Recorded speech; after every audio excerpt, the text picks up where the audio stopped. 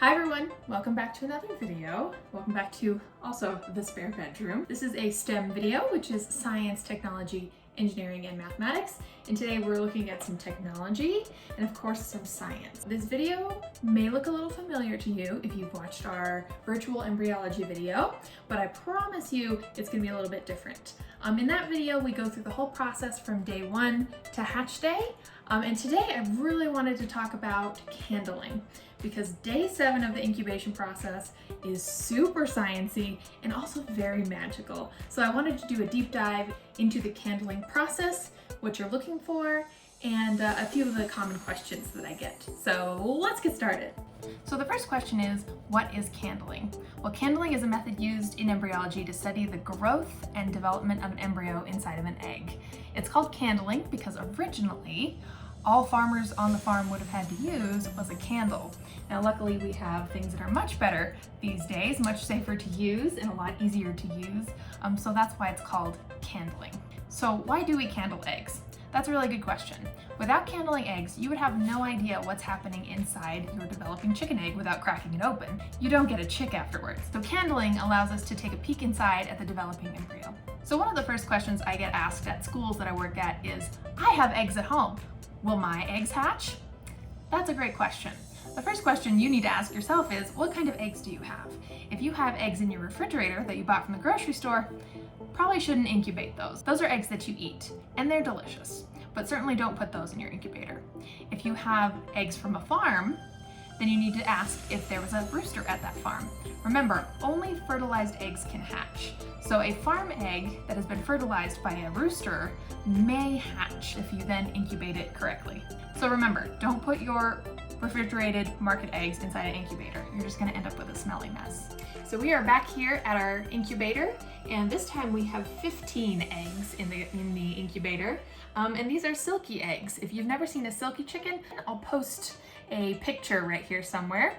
Aren't they awesome looking? Aren't they cute? Yeah, I'm excited. And we are on day 7 of incubation. So day 7 is normally when everyone starts to candle their eggs. So we are looking at our little chart here. This is day 1 and this is day 7. We're about right here. It's obviously not an exact picture of what the embryo in the egg looks like, but it gives you kind of a rough idea of what you're looking at. On day 7, which is right here, as you can see, that is a third way through the incubation process. So we've only got 2 more weeks left. That is about the size of our embryo. So when we are looking at our embryos today, we are hoping to see something about that size. So first of all, to candle eggs, you're going to need some eggs that have been incubating for 7 days.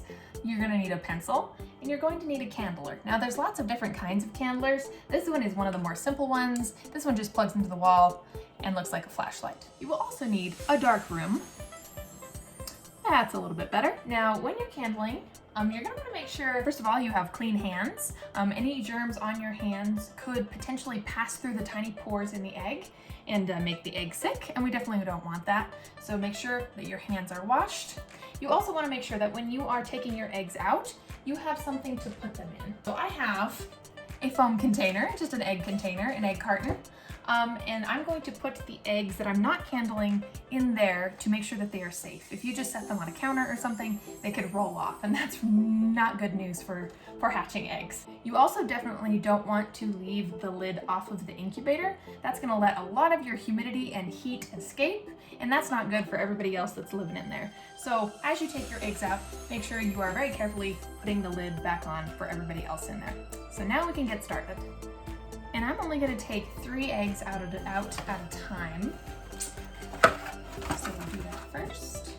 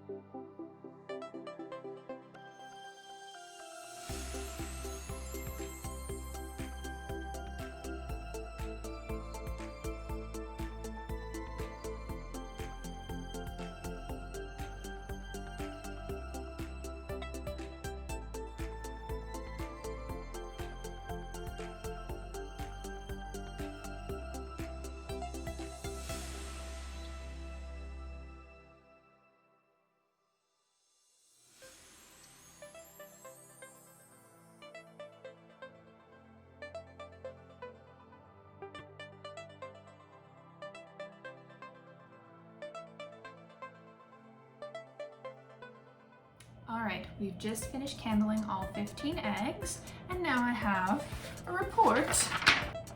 So out of the 15, I counted 4 zeros, I counted 3 check marks, and I counted 7 X's. And I'll explain what all of those things mean in just a minute. But if you quickly add that in your head, 4 plus 3 plus 7, you should get 14. So what happened to the 15th egg? Well, unfortunately, the 15th egg that I candled had a blood ring around it. Now, I've never had one happen to me before, but if you incubate chicken eggs long enough, you're eventually going to get one. So what that means is that the embryo has died inside the egg. So there could have been an embryo in there, but this is only day 7 of incubation, so it was very likely that it died early on.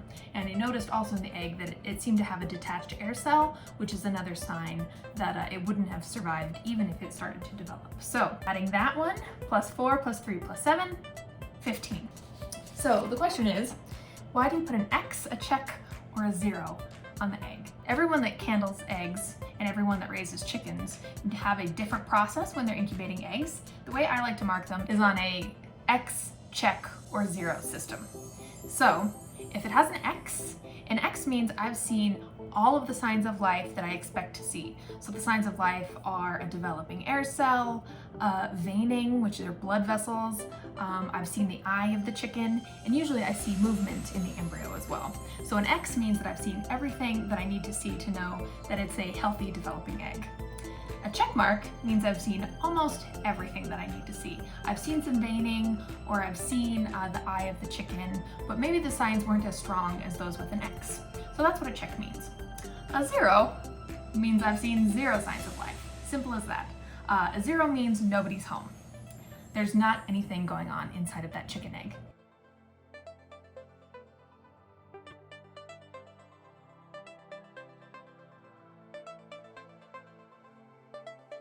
So as I was candling, I saw lots of embryos. Now, if it has an embryo, does that mean it's going to hatch? Not necessarily. Even if we see an embryo developing in an egg, that doesn't mean it'll necessarily survive until hatch day. We're hopeful, but a lot of things have to go right between now and hatch day. It's got 2 more weeks to develop, and then it has to get out of the egg. That's a lot of work, but we're always hopeful. So another question I get asked at schools all the time is, isn't it really sad when an embryo or a chicken doesn't make it? And yes, it can be sad, and it's okay to feel sad, but if every chicken egg hatched in the entire world every single day, we would be overrun with chickens, and that wouldn't be a good place to live for anybody. It's important that Mother Nature makes sure that only the healthiest, strongest chicks survive. Another question I get asked on candling day is, does candling hurt the egg? It's really bright. No, candling does not hurt the egg. Remember, we put our eggs inside a foam container to make sure that they don't lose too much heat and to make sure that they don't fall. And we gotta also make sure that they go back inside the incubator right away after we're done. So the only real danger on candling day is dropping an egg. So we gotta make sure we don't do that. Another question I get is, how often should I candle my eggs? I typically only candle on day 7 and then I let them be, but some people candle every day. That's really up to you and your skill level. Remember, we don't want to drop any eggs. Well, I hope you enjoyed our deep dive into candling today, and hopefully in 2 more weeks, with a total of 21 days, we'll have some silky chickens running around in the chicken yard. See you next time.